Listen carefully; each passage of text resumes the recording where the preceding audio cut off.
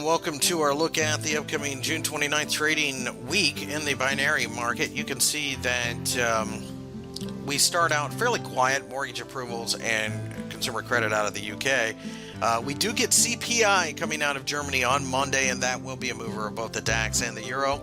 Beyond that, though, really difficult to imagine anything along the lines of a market-moving event. We have pending home sales out of the United States, probably going to be just U.S.-centric, not a whole lot more than that.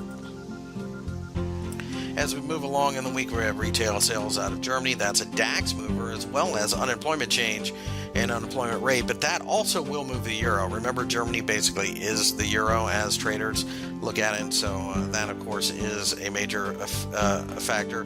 The Tuesday session has GDP out of the United Kingdom, and that, of course, is FTSE and British pound mover. CPI out of the euro, of course, moves both the euro and the DAX, CAC, some other European indices. Going on into the later part of the session on Tuesday, we have GDP out of Canada. That is a Canadian dollar mover. We also have Chicago Purchasing Managers Index and Consumer Confidence. Expect those to have an effect specifically on U.S. stock markets.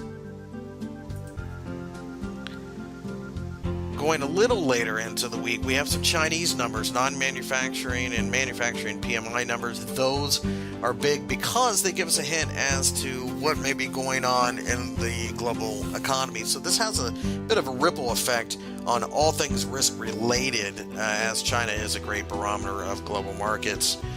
We have market manufacturing PMI on Wednesday as well out of Europe. That, of course, will move the euro.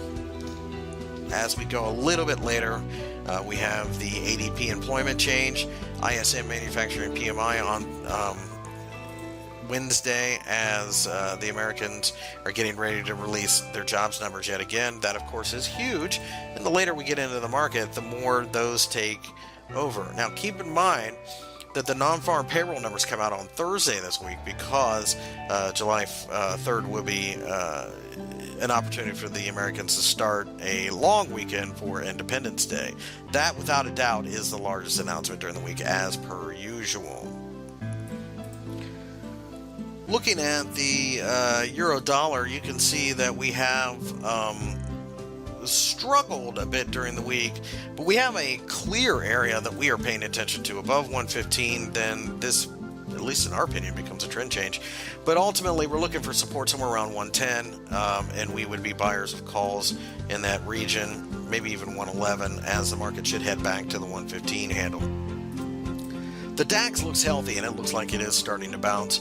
We believe that pullbacks will continue to be call-buying opportunities, and the DAX, as Germany, should continue to be one of the better performers.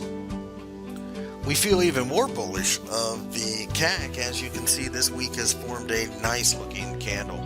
We believe pullbacks are call-buying opportunities, and the French markets will continue to head higher, eventually breaking out above the recent highs.